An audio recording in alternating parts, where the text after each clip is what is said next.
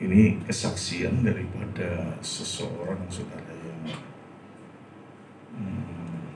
kebenaran pulang ke Indonesia, tapi dia bekerja di sebut aja lah Australia. Dia menceritakan bagaimana pengalaman hidupnya selama ada di negeri orang. Ya, dia katakan bahwa tidak semudah yang dibayangkan. Di dalam dia membangun dirinya sampai bisa jadi seperti sekarang ini. Kalau kita lihat, perhatikan saudara, dia seperti orang yang punya banyak pengalaman, punya banyak kemampuan dan percaya diri yang sangat kuat ada di dalam dirinya. Tapi dia kasih tahu saudara bahwa dia pernah mengalami satu problem atau tantangan di dalam pekerjaannya, dan dia tidak bisa buat apa-apa lagi selain daripada menangis. Ya, saudara, nats panduan yang akan menjadi dasar daripada apa yang saya mau sampaikan pada siang hari ini ada terambil di dalam kitab Filipi, pasalnya yang keempat, ayatnya yang ke-13. Di sini ada dua terjemahan saudara, yang satu TB, yang satu IMB. Di dalam terjemahan dari TB bunyinya demikian saudara: segala perkara dapat kutanggung di dalam Dia yang memberi kekuatan kepadaku. Sementara di terjemahan yang lainnya bunyi begini saudara: aku dapat melakukan segala sesuatu di dalam Kristus yang memberi kekuatan kepadaku. Ya, ini kalau dilihat lagi ke King James juga ketemunya segala sesuatu dapat kulakukan. Ya, tapi nggak apa-apa lah, ini untuk semakin memperkaya pengertian daripada firman Tuhan, sehingga hasil daripada perenungan kita setelah kita membaca firman Tuhan ini, maka kita akan menemukan sesuatu yang luar biasa yang tersimpan di dalamnya. Saudara, problem atau tantangan itu kadangkala dia datang tanpa permisi. Ya, dia bisa tiba-tiba datang kapan saja, tidak melihat waktu atau keadaan, siap atau tidak siap. Ini bisa saja terjadi saudara. Ya, bahkan seringkali tidak cukup hanya sekali, bertubi-tubi. Dan yang lebih repot lagi saudara, ketika problem atau masalah itu bukan seharusnya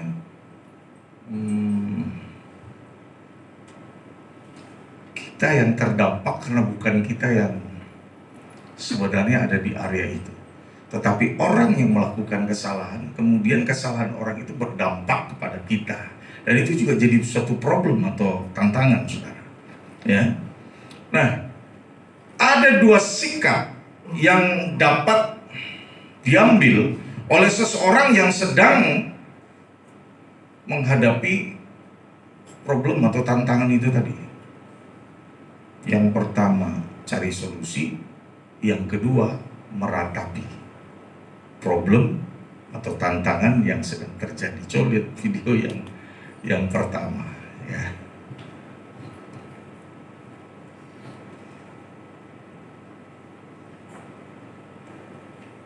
Gak bisa di zoom lagi lebih besar. Ya kalau gak bisa apa boleh buat.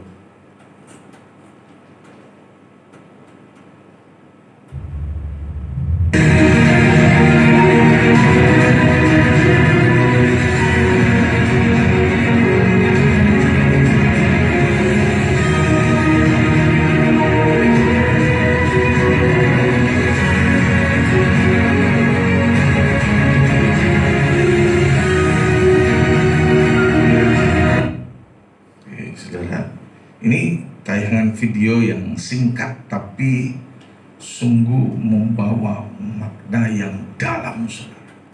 Kita lihat di situ ada 2 orang anak kecil, ya, di mana mereka sedang menghadapi problem atau tantangan.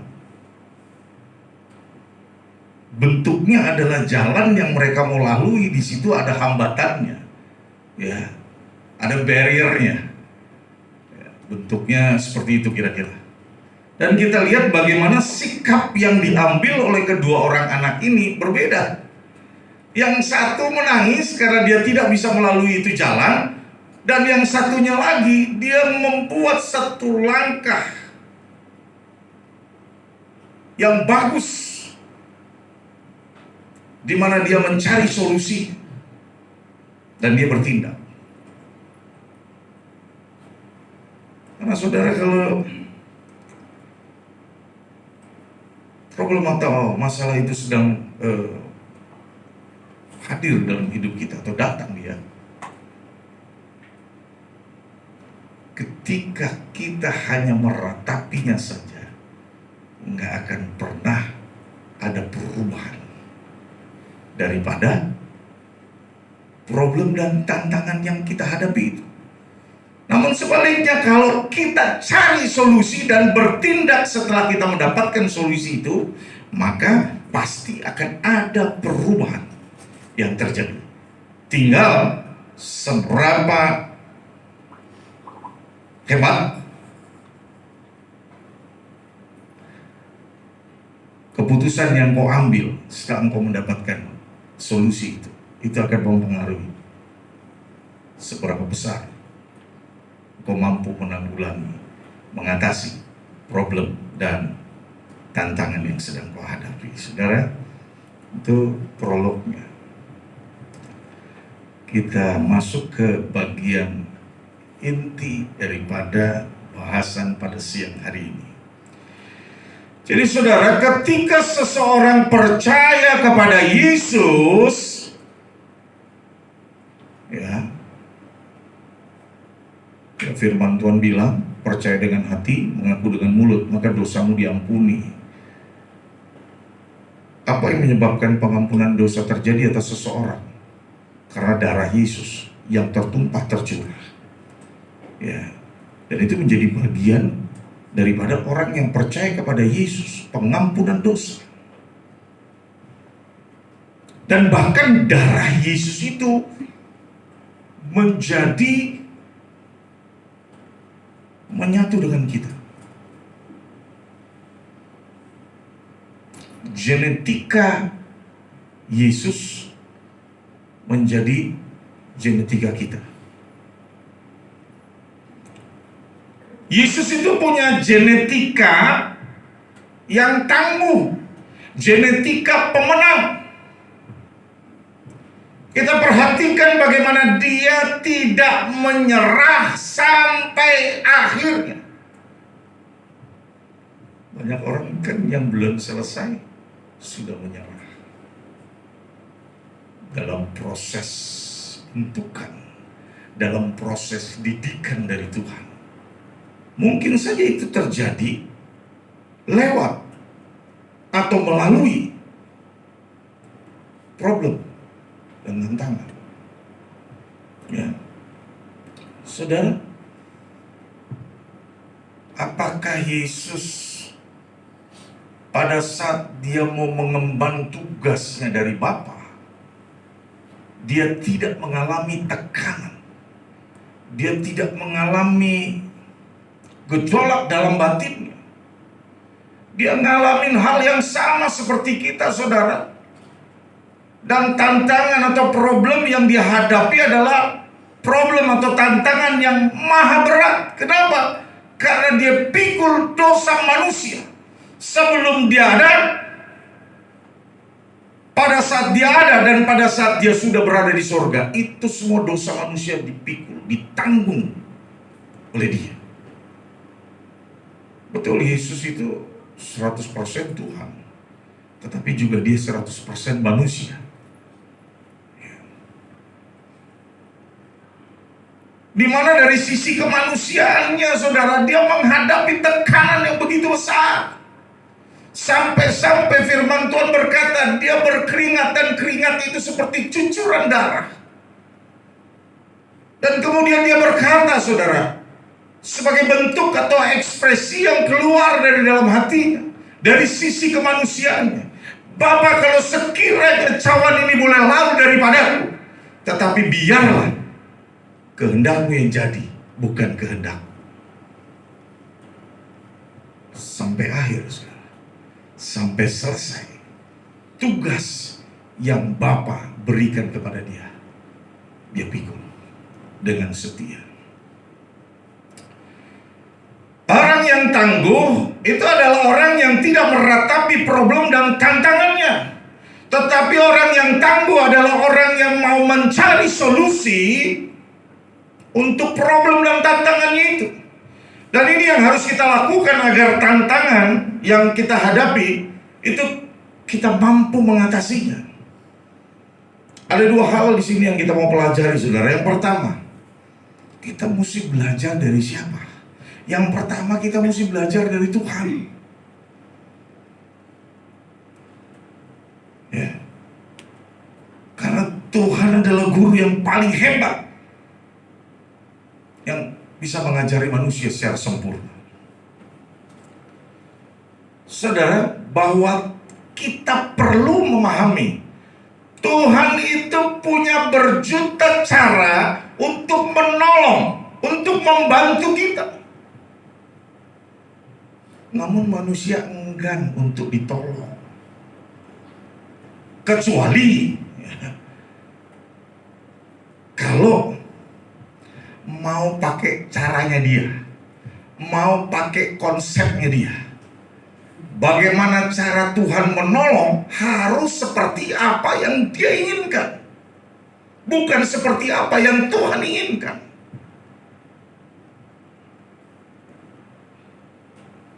Coba kasih lihat lagi tayangan video yang kedua ya.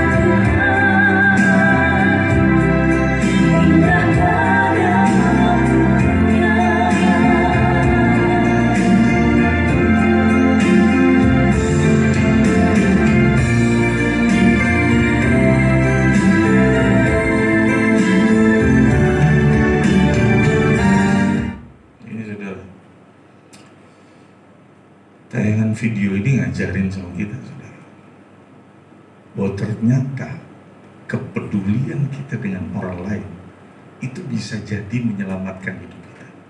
Amin. Ya, kalau mereka ego, masa bodoh amat, itu bukan urusan gue kok, itu barang berantakan di sana, bukan tanggung jawab saya kok. Apa yang terjadi, saudara? Mati dua-duanya, saudara. Tapi justru karena ada dorongan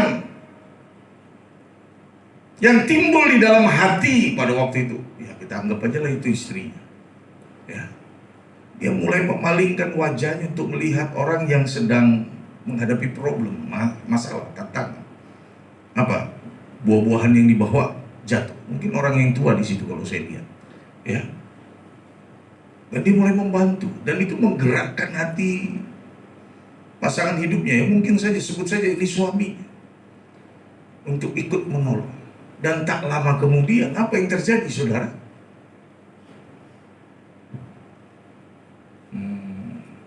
mungkin papan reklame ya, yang cukup besar.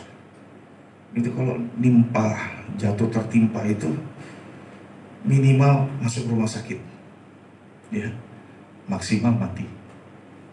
Ya. Makanya Tuhan nggak ngajarin kita jadi orang yang egosentris. Segala sesuatu berpusat kepada diri kita sendiri. Kalau itu bukan kepentingan kita, kalau itu bukan urusan kita, masa bodoh amat. Tapi ternyata saudara,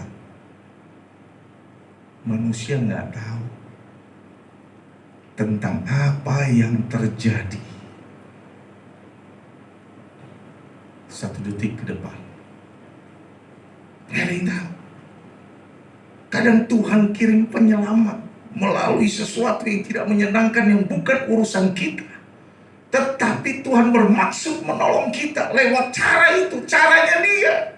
Tapi seringkali kita berpikir, dan bahkan sepertinya kita memaksa Tuhan, bahwa Tuhan wajib melakukan ini dan itu menurut apa yang menjadi keinginanku, untuk menjawab doa-doaku. Jadi yang Tuhan siapa saudara? Kalau seperti ini. Nah, Dia tetap Tuhan yang berdaulat. Dan Dia tahu yang terbaik buat kita. Amin. Amin. Karena bahkan hari-hari hidup kita belum ada, itu sudah tertulis. Dan Dia tahu persis. Maka kita jangan melampaui Dia.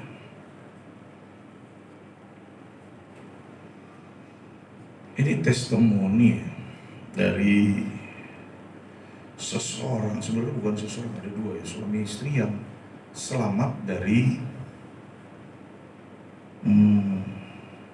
kecelakaan pesawat terbang dari salah satu maskapai. Kita tidak sebut nama di sini.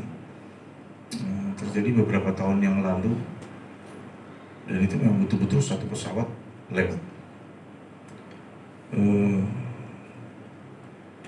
Dia bersaksi gini, bahwa sebenarnya dia harus berangkat menuju Pontianak, tetapi karena ada problem, ada tantangan yang mesti dia atasi, dia terpaksa nggak bisa berangkat, saudara. Dan itu menimbulkan rasa kesal, jengkel. Ya. Ini bukan berarti kita mensyukuri peristiwa kecelakaan itu terjadi, ya, bukan. Tetapi mereka bersyukur setelah terjadinya kecelakaan pesawat terbang jatuh. Mereka diluputkan Tuhan. Lewat apa? Lewat peristiwa yang tidak menyenangkan, yang menghambat perjalanan mereka, di mana mereka harus meng-cancel keberangkatannya. Otomatis tiket ya mungkin tidak hangus, tetapi kalau menjelang hari H semakin besar, bisa 50%, bisa 70% dipotong. Ini kan kerugian finansial, belum lagi kerugian waktu. Tapi ternyata saudara, ada maksud Tuhan di balik hal yang tidak menyenangkan. Maka seringkali saya sampaikan saudara, ketika sesuatu yang tidak enak, yang nggak bagus saudara, sedikit saja, itu sebenarnya Tuhan mau meluputkan kita dari sesuatu yang lebih besar yang seharusnya terjadi. Amin. Ya. Dan itu sudah seringkali disaksikan saudara. Dan kami sendiri ngalamin itu, udah berulang-ulang kali saudara. Ketika sesuatu peristiwa terjadi untuk stop perjalanan kami, ternyata selang 1-2 menit ke depan kami lihat di sana ada kecelakaan. Sekali lagi, bukan kita mensyukuri kecelakaan itu terjadi buat orang lain, tidak. Tetapi Tuhan luputkan ketika kita bersyukur. Nah, ini rasa syukur ini yang gak ada, saudara. Yang sedikit sekali manusia bisa ucapkan itu di saat peristiwa yang tidak baik terjadi. Saya mau kasih tahu saudara, kadang-kadang peristiwa yang tidak baik sekali lagi itu tujuannya untuk mendatangkan kebaikan bagi setiap kita. Amin. Amin. Bahwa Yahweh turut bekerja dalam segala sesuatu untuk mendatangkan kebaikan bagi setiap orang-orang yang mengasihi Dia, yang terpanggil sesuai dengan rencananya. Kita aminkan firman Tuhan.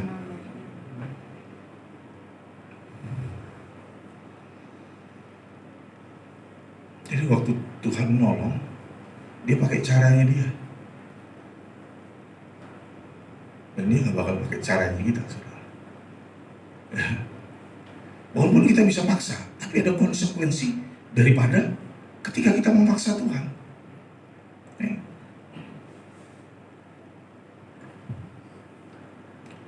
Ini terjadi waktu masa saya kanak-kanak, saudara.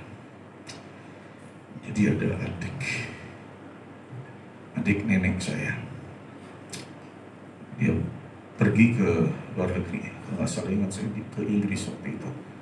Jadi nenek saya diminta bantuan untuk tinggal di rumah itu, menggantikan adiknya, saudara.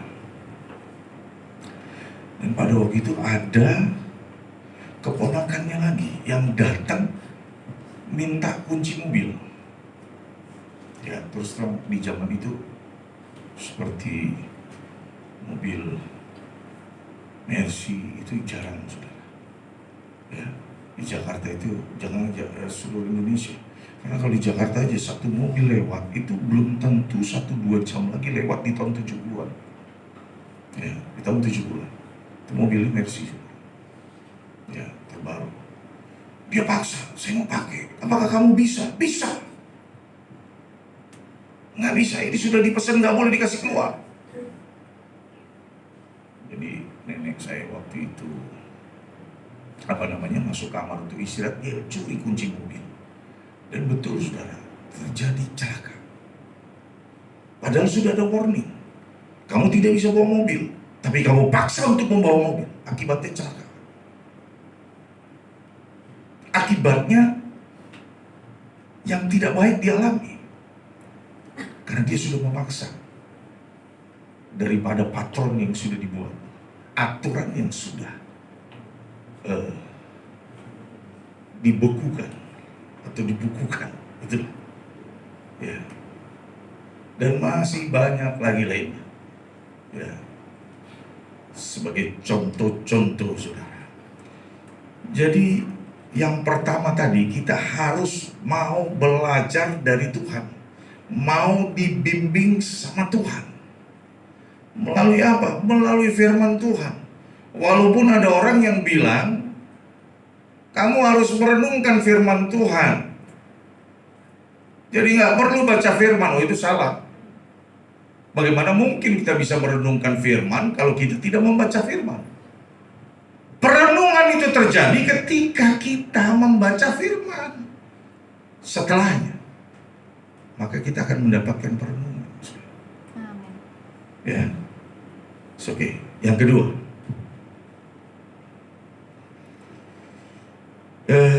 Yang kedua, yaitu belajar dari pengalaman.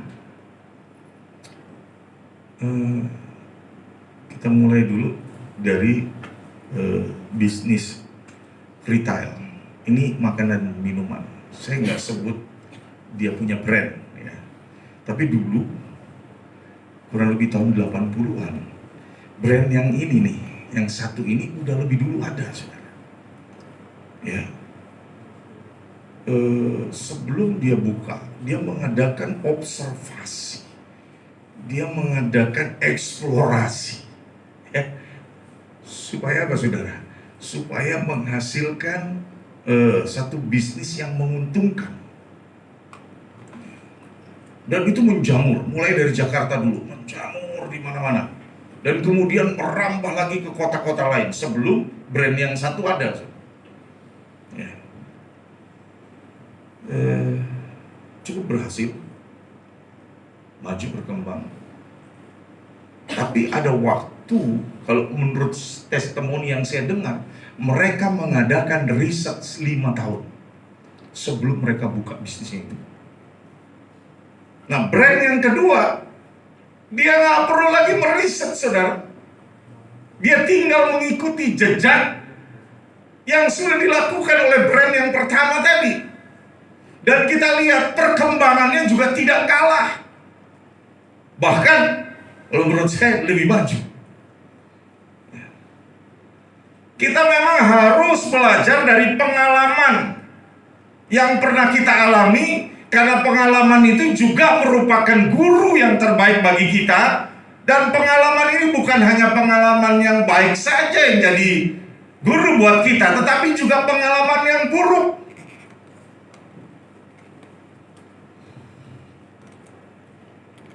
Dan yang lebih hebat lagi, kalau kita mau belajar daripada pengalaman orang yang sudah mengalami, ya,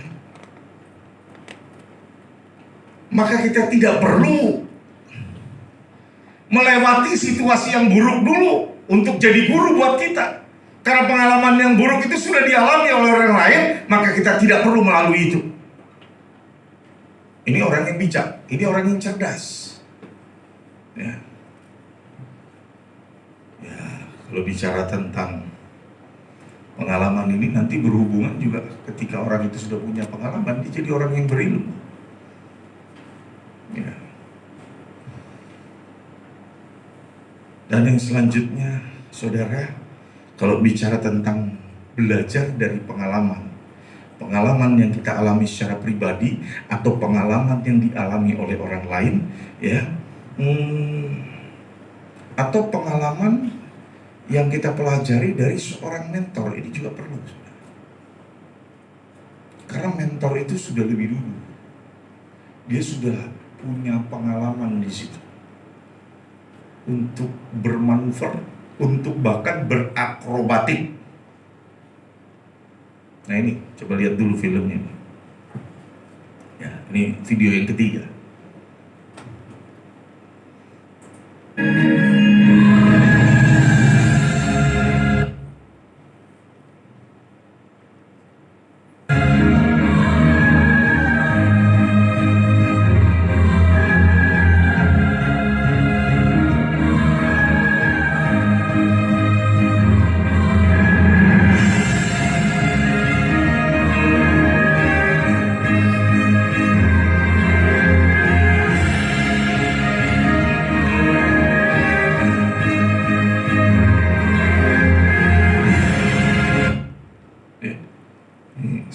Film yang singkat juga nih saudara.